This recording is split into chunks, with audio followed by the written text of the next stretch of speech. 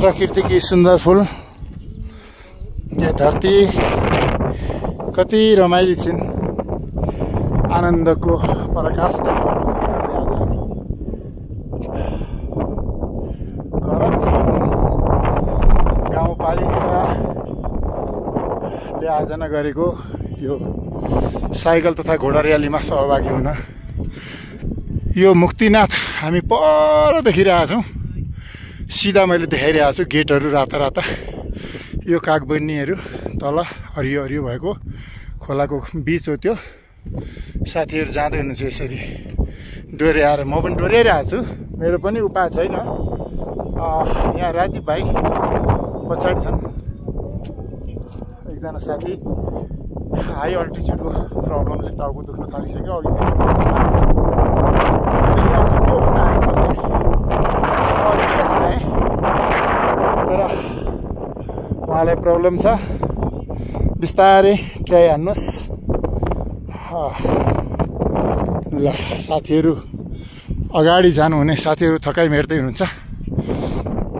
यो सुन्दर प्रकृतिको छटाहरूमा रमाउनु एकातिर, अनि मेहनत गरेर साइकललाई यो उचाइसम्म आफ्नै जीवनकालमा विभिन्न उमेर समूहका दाजुहरू चेतना दाई हुनुहुन्छ।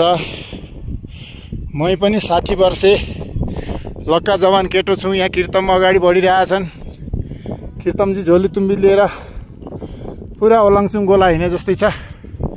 ओहो कति सुन्दर छ हेर्नुहोस् त। पर साथी फलो गरिराख्नु भएको छ। थ्याङ्क यू सबैलाई, धेरै धेरै धन्यवाद। नेपाली आमाको यो प्रकृतिको अनुपम र सुन्दर यो भूमि मुक्तिनाथ देवभूमिमा हामी छौँ। अहो आनन्द सारा र हारामा बगिरहेकी छन्। आनन्द सिके मानन्दरजी पुरा रेस्ट गरिराख्नु भएको छ।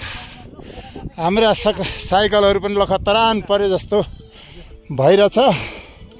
यद्यपि हामी थाकेका छैनौँ, हाम्रो यात्रा जारी रहनेछ। के छ चेतना दाई? ओहो हो अलिक स्यास्या भाषा रमाइलो चाहिँ एकदम बवाल रमाइलो छ। ल यो एउटा जीवनको नयाँ अनुभव जोगाउनु छ है। ल बुद्धि सर, हेलो। अब यो मुक्तिनाथ भन्दा माथिल्लो हाइटमा फेरि आइन्छ यो प्रकृतिको सुन्दर भूमि नेपाली माटो। यो धरती मनमोहक छ। सुन्दर छटाहरूलाई यो धरती, यो आकाश, यो प्रकृतिसँग रमाउन पाएछौँ हामी।